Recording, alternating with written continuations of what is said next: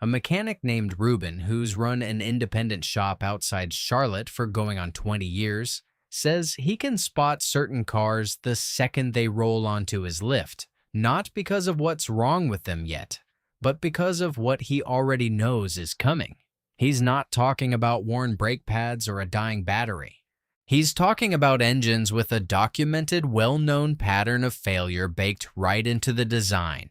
Engines where the question isn't if something expensive breaks, it's when, and how much the owner is going to cry in his waiting room once he explains the bill. He keeps a mental list, the same handful of names that show up again and again, and he's learned to brace himself the moment a customer mentions one of them, because he already knows roughly how that conversation is going to end. It's a genuinely uncomfortable position for a mechanic to be in too, watching someone drive in worried about a strange noise, knowing full well that the diagnosis is going to cost more than the repair itself would on almost any other car on the road.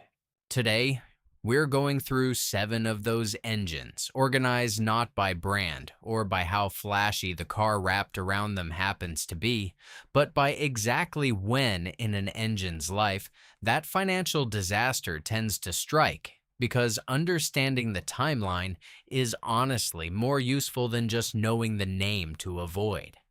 Some of these engines fail almost embarrassingly early. Others hold together just long enough to earn an owner's complete trust before the real trouble starts, which in some ways makes those late failures even more painful, because by that point, the owner has genuinely stopped worrying. Let's start with the failures that show up shockingly early, sometimes well before an engine even clears its original warranty period in spirit, if not on paper. The Hyundai and Kia Theta 2 engine family, the 2.0 and 2.4-liter 4-cylinders found in everything from the Sonata to the Sportage to the Optima across a huge stretch of production years, developed a genuinely notorious reputation for connecting rod-bearing failures that could seize the entire engine with shockingly little warning. Debris left over from the manufacturing process would block oil passages, starving critical components of lubrication, and the result was engines that could suffer catastrophic failure at mileages that shocked even experienced mechanics, sometimes well under 100,000 miles, occasionally even sooner than that. This wasn't a quiet, isolated problem either. It triggered massive recalls and class action settlements, affecting well over 1 million vehicles across both brands.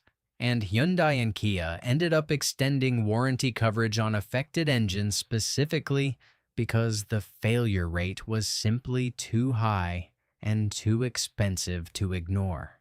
Some owners even reported their engines catching fire due to oil leaks pooling near hot exhaust components, a genuinely alarming complication on top of an already serious mechanical failure. A full engine replacement on one of these, once you're outside any extended warranty coverage, routinely runs into the thousands of dollars. A genuinely brutal bill for what's supposed to be one of the more affordable, mainstream car brands on the market.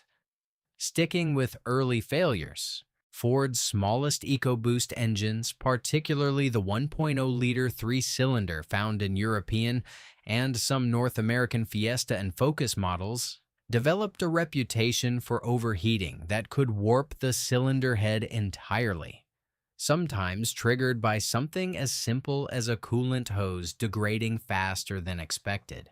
Owners reported total loss of coolant leading to catastrophic overheating, and once a cylinder head warps on an engine this small and tightly packaged, you're frequently looking at a full engine replacement rather than a simple repair, a bill that can easily rival a meaningful chunk of what the car itself is worth on the used market. The frustrating part is how ordinary the trigger for all this usually was: a routine, inexpensive coolant hose, the kind of part that costs almost nothing to replace proactively but can snowball into a 5-figure headache if it fails at the wrong moment on the highway. Now let's move into engines that tend to hold together fine early on, then start falling apart right around the point where most owners are just settling into feeling confident about the car, the midlife failure zone. The Volkswagen and Audi EAA 888 2.0 turbo engine, found across an enormous range of models from the GTI to the Audi A4, developed a well-documented pattern of timing chain tensioner failures, a plastic component that degrades over time and, when it finally lets go, can allow the timing chain to skip, sending valves crashing into pistons in an interference engine design. That's about as catastrophic as an internal engine failure gets. And repairs routinely run into the thousands once you account for the extensive teardown required just to assess the full damage, sometimes revealing that multiple bent valves and a damaged cylinder head mean the entire top end needs replacing rather than just the failed tensioner itself. Excessive oil consumption compounds the problem on plenty of these engines too, meaning owners who don't stay unusually vigilant about checking oil levels between changes can accelerate exactly the kind of wear that leads to that timing failure in the first place. A genuinely frustrating trap for owners who assumed a modern turbocharged engine wouldn't need the kind of manual oil level attention their grandfather's car once did. Volkswagen and Audi dealers have quietly acknowledged the pattern over the years too, with some service departments recommending oil level checks at intervals considerably shorter than what the factory manual originally suggested, a tacit admission that the engine's real-world behavior didn't quite match its original design assumptions. Right alongside it sits General Motors' 5.3 and 6.2-liter V8 engines, equipped with cylinder deactivation technology, found across a huge swath of Silverados, Sierras, Tahoes, and Suburbans.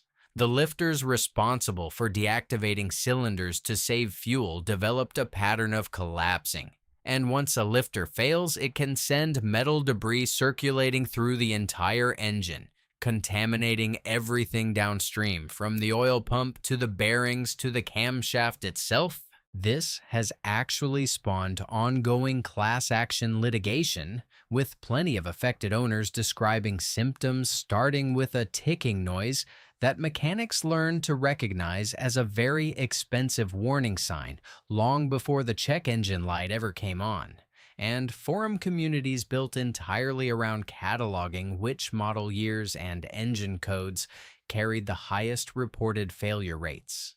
Depending on how much damage has already spread through the engine by the time it's diagnosed, repairs can range from a costly lifter replacement all the way up to a full engine rebuild, and on a full-size truck that a lot of owners depend on for actual work, towing, hauling, making a living.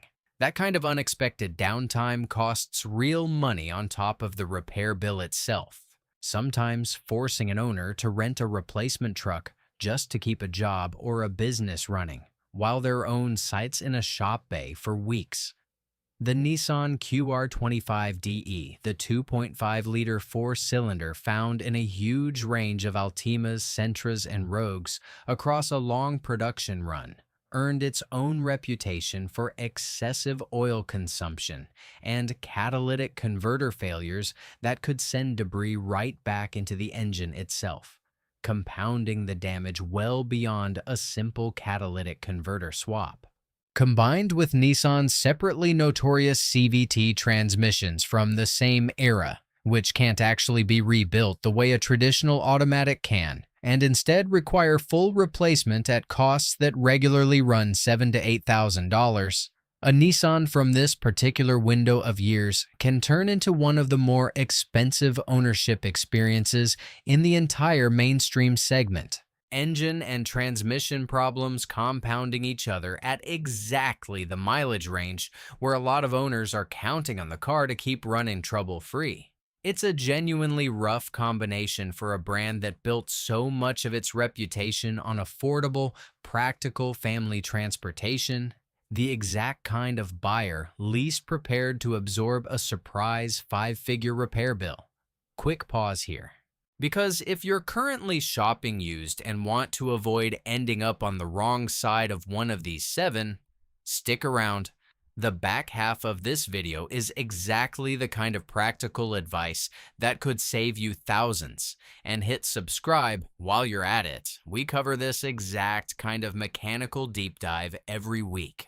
We're not sponsored by any repair shop or dealership. This is purely built off documented failure patterns and real repair data, nothing more.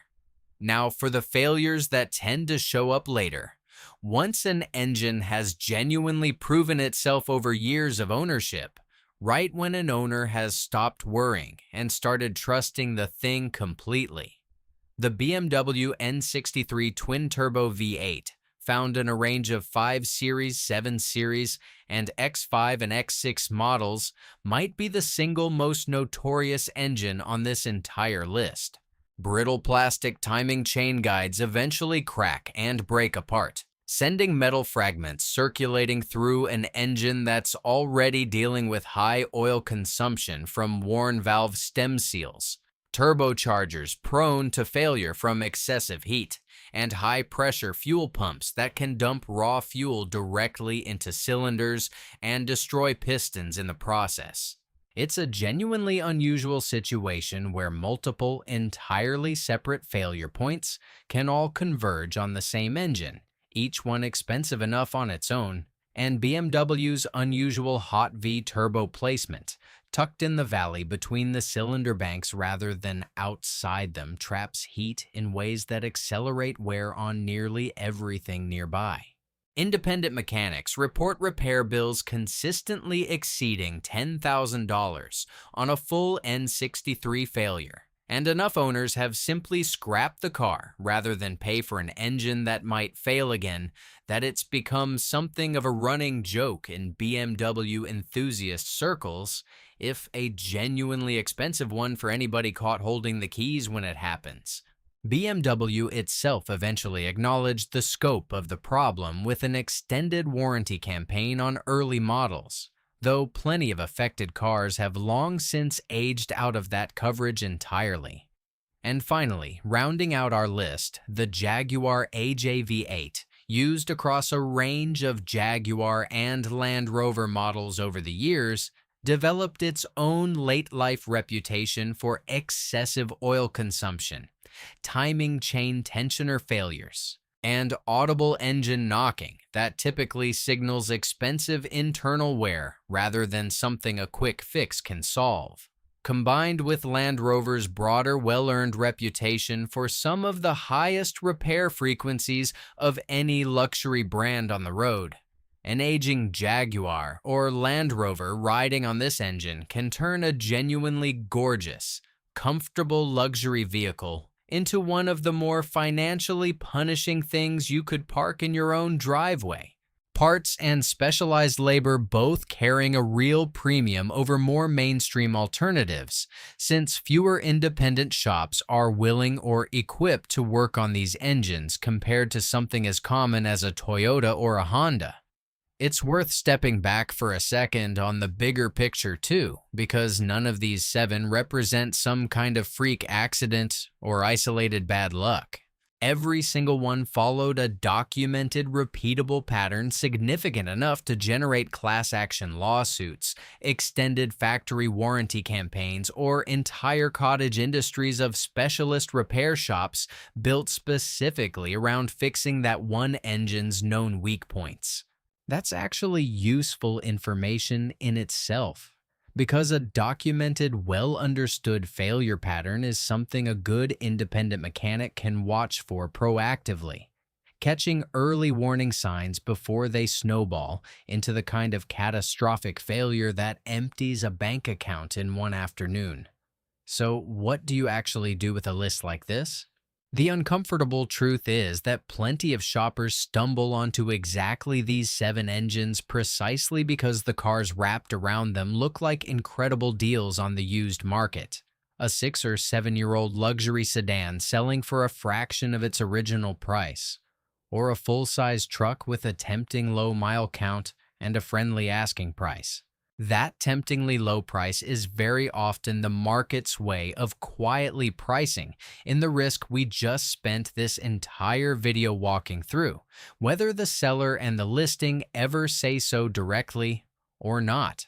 Before you buy anything with one of these engines under the hood, get a pre-purchase inspection specifically focused on the known failure points we just covered, not just a generic once-over, and ask directly about oil consumption history, timing chain service records, and whether any of the manufacturer's extended warranty or recall work has already been completed on that specific vehicle. A good independent mechanic who specializes in that particular brand can often spot early warning signs, a faint ticking noise, a whiff of burning oil, that a generic inspection would miss entirely.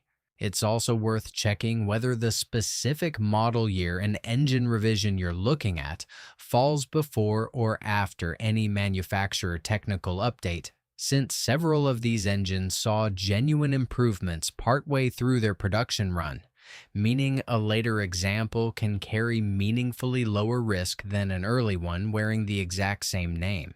None of that guarantees a trouble-free ownership experience. Nothing in this business ever does. But it's the difference between buying a genuine bargain and unknowingly buying somebody else's slow-motion financial disaster. The exact kind of car Ruben sees roll onto his lift every single week, usually a few months too late for any of this advice to have helped.